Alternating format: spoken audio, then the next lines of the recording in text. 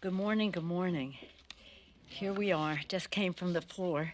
We are passing the PACT Act. It's pretty exciting.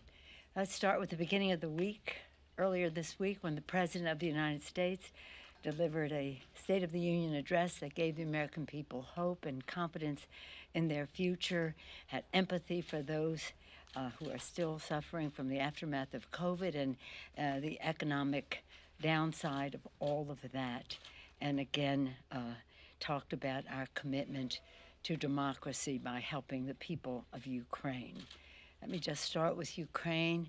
It's just amazing to see the diabolical actions taken by Putin as he has complete disregard for sovereignty, democracy, or human life, including civilian lives, and those of children. Very pleased that we had a very strong bipartisan resolution yesterday expressing support for the people of Ukraine and talking about our commitment for helping with their defense, helping with their economy, helping with their humanitarian needs. And then again, we will be, in our appropriations bill, we've received the President's request, having that under consideration now as to how we go forward. There's so much to be said about Ukraine, including just the most recent statement by the readout from the French on the Macron-Putin conversation. I don't know whose analysis it is, but the readout was that the worst is yet to come. There's more bad to come. So it's pretty horrible. So again, I want to salute the President. He, working with our allies, are presenting a united front against Putin. If his intention was to divide NATO and the West, not just NATO, but other countries, in fact, he has instead unified them even further in terms of their commitment to sovereignty, democracy, and peace. Again, over the past year, the U.S. has sent Ukraine over $1 billion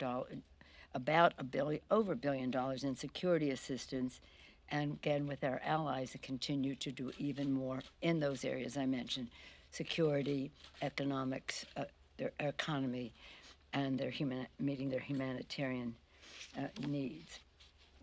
The President also talked in his speech about some unity measures in the Congress of the United States. We are now in the midst of completing the Competes Act. We call it Competes. It has another name. America Competes in 2022. The America Competes Act. They have a different name, but we have the same goal. It's about three things. It's about making chips, developing chips, $52 billion for chips and semiconductors. It's about addressing the supply chain needs, $48 billion to address the supply chain, to increase supply and therefore reduce cost and make us independent and self-sufficient as a country by not depending on the needs of some countries, the supplies of some countries of concern. And then the third part, which is about education and research and STEM research, science, technology, engineering, and math, in order to have more diversity and more everyone participating in the economic security and prosperity of our country. The President also talked about what we can do in some other areas in fighting cancer, opioids, issues like that, where I think we do have common ground and can participate. And he talked about our veterans in that unity message. And in that, he talked, and I was particularly excited about honoring the PACT Act. Some of you have heard me say before, this goes way back 40 years for me as a chair of the California Democratic Party when I went with Dick Gregory to be part of a hunger strike with our Vietnam vets who were protesting against the use of Agent Orange and what it meant to their health after the war. It took us a very long time to address those concerns. In fact, we didn't really complete it until a few years ago when we addressed the Blue Water, the Navy, part of that. But we can't wait that long for the burn pits. So right now on the floor, we are just gaveling down, and that's why I was running a little bit late, the burn pits legislation, where our young people our men and women in uniform, whatever their age, find themselves in harm's way to fight for our freedom, are also in harm's way because of the burn pits. And they have cancer after the fact. Sometimes it doesn't even come until 6, 7 years later. But the fact is, if they were present, there is a presumption that is a relationship. We had a press conference yesterday on it. We had our amendments yesterday. Today we passed the bill, and now we will work with the Senate to make it easier and healthier for our, it's a cost of war.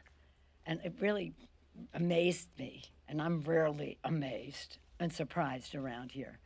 But for the Republicans to go to the floor and say, the veterans really don't want this help with their help because it's going to cost money. And they're more concerned about the budget of the than they are about their health. Oh, really? You just gave tax cuts in 2017 to the richest people in America. Tax cuts for the rich, cancer for our veterans. That's how we see this discussion and this debate. That's Mr. Raul Ruiz, who's been a very important part of all this, says it, and I agree with him. Mr. Mark Takano, chair of the Veterans Affairs Committee, has done a great job with all of this, and I'm very proud of his work, honoring the pact, and then Elaine Loria, who has a veteran herself, also a member of the Armed Services Committee, very much a part of this legislation. But again, we have bipartisan support. It's a good number of Republicans who voted for it today. A larger number did not, but nonetheless, it's a bipartisan bill. So getting back to the State of the Union, I was very proud of what the President had to say about Ukraine, what he had to say about our veterans, what he had to say about our country's future, and the priorities that he put forth where he saw places where we could be unified, Democrats and Republicans, in coming together on all of this. We are in the midst of putting together our omnibus bill, so I'm going to have to run. We are also in the midst of putting together our competes bill, and both of them, the omnibus has a shorter fuse, but both of them need to be done as soon as we possibly can. With that, I'll be happy to take any questions you may have. Yeah, why don't you go first this time? Obviously, the 1-6 committee had a filing last night, and I know you don't want to talk directly about their work. That's right. But let me ask you, obviously you don't want to talk about their work, but that said, when you were on the dais on January 6th, yes, your security detail rushed you out. Right. Do you think that the threat was there, that they were trying to overturn the election, the mob outside the building? Because that's what's reflected in the filing today. What did you think was going on when that happened on January 6th? Frankly, my concern was for the safety of my members, if you want to know what I was thinking. I was thinking about the safety of my members, the safety of our staff, the safety of the press who were covering us. So I was totally consumed, and I didn't want to leave because I was like, well, But again, that totally consumed my thoughts. You didn't think this was a threat to the electoral college and the integrity of the election at that moment? I thought it was a threat to our democracy, our Constitution, and the Capitol building, and all that entails. Jake? On the omnibus, can we get an update on where you are? I mean, it seems like there's a bunch of riders still outstanding, and furthermore, on the $22.5 billion in COVID money, Republicans are balking at that. How do you see the state of play? Well, the appropriators will be negotiating all of this. The fact is the $22 billion for COVID is absolutely necessary. In fact, we probably will need more as we need more therapies. One of the pieces of this is to buy the pills that will be. You get a sign, you take the pill. It's no longer about something being a sub-freezing temperature, only having a shelf life of a certain amount of days. This is science. This is going forward. So I would hope that they would see the wisdom of the science of what we need to do in terms of COVID, because the last thing we need is more transmission. Transmission is where variants are created. And a new variant is a new challenge. So let's do as much prevention or early intervention as we can. And I would hope that they now how they pay for it and this or that, that's a negotiation there. What was the other part? Do you plan on pushing that out as a separate vote, and then how do you plan on handling the Ukraine money? Well, at the present time, the fastest way for us to get the Ukraine money is for us to have it on the this legislation. So we'd hope that we can just come to agreement to putting it forth. And it's about, again, humanitarian assistance. It's about security assistance, and it's about economic assistance for them. So it's very important, and this is the legislative process. We will. I'm an appropriator, so I'm always trusting that left to their own devices, the appropriators, Democrats, Republicans, House and Senate, understand the urgency of meeting the needs of the American people as we keep government open. And in this case, we have a pandemic to address and the challenge that we face in Ukraine, and hopefully that will be Ukraine and COVID will be emergency. It will be emergency. They won't be part of the regular budget caps and the rest. Yes, ma'am. Madam Speaker, average gas prices in the Bay Area surged above $5 a gallon for the first time ever in history. So how To about $5 a gallon. Yeah, above $5 a Yeah. gallon. So how high do gas prices need to get before you would support something like opening up federal lands to drilling? Well, let me just say that the issue of the price of gas and the price of oil is directly related to what is happening in the Ukraine. Doesn't mean it can't go up and down without a Russian diabolical intervention into a sovereign country, but it is related to that. And I heard a parliamentarian from Ukraine today saying, our people are being killed, our country's being overrun, and people are complaining about paying a little more for the price of gas. Well, we don't want people to have to pay a little more for the price of gas. And one of the suggestions that has come up is that we have a holiday from the gas tax. I bring that up because that's what we've heard the most of. And that sounds good. But do you know that there is no guarantee that the oil companies pass that reduction on to the consumer? And it's very hard to write a bill that requires them to pass it on to the consumer. You think that it's at the pump, it's the consumer paying it, comes off, but that's not the way it works. So I think that if we can have a holiday that guarantees the consumer benefits rather than more profits for the oil companies, that would be a path that we can take. The President has already talked about releasing oil from the as he already has done from the sprawl and others. But I'm not for drilling on public lands.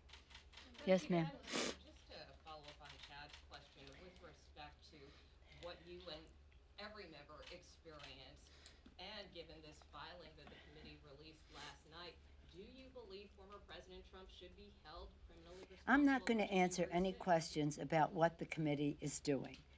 They have their independence. I've kept myself completely separate from their actions, and I have no intention of commenting on them except to thank them for seeking the truth and seeking the truth so that the American people know what the assault was on our Constitution, our Congress, our Capitol.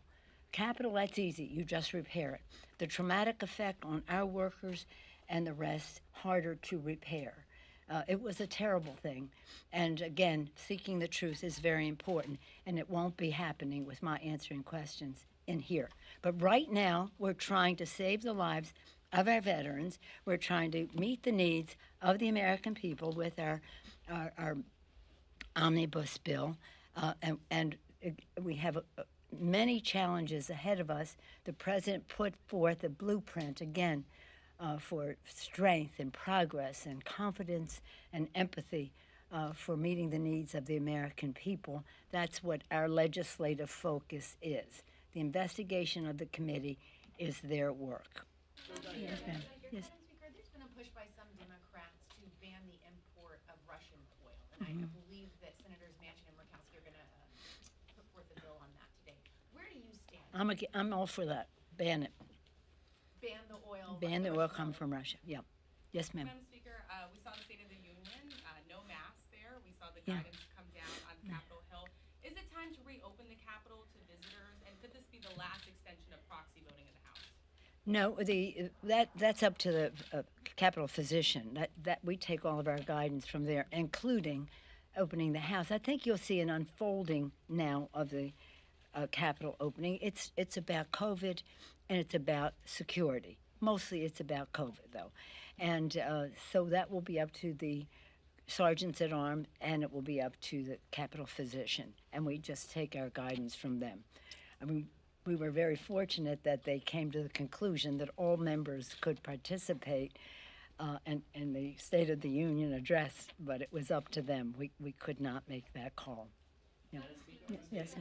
Speaker, on the Last question. on the State of the Union, Yeah. we did see numerous outbursts from Representatives Boebert and Green during Mm-hmm. President Biden's speech. As I'm sure you probably remember, when Congressman Joe Wilson yelled "You lie" at President Obama in 2009, the House actually passed a resolution of disapproval on that. Mm-hmm. We haven't heard any talk of that now, but I'm wondering just what is your reaction to those outbursts? Should any action be taken, and what does it say about the process? Let me just say this. I agree with what Senator Lindsey Graham said. Shut up. That's what he said to them. I think they should just shut up. Thank you all very much.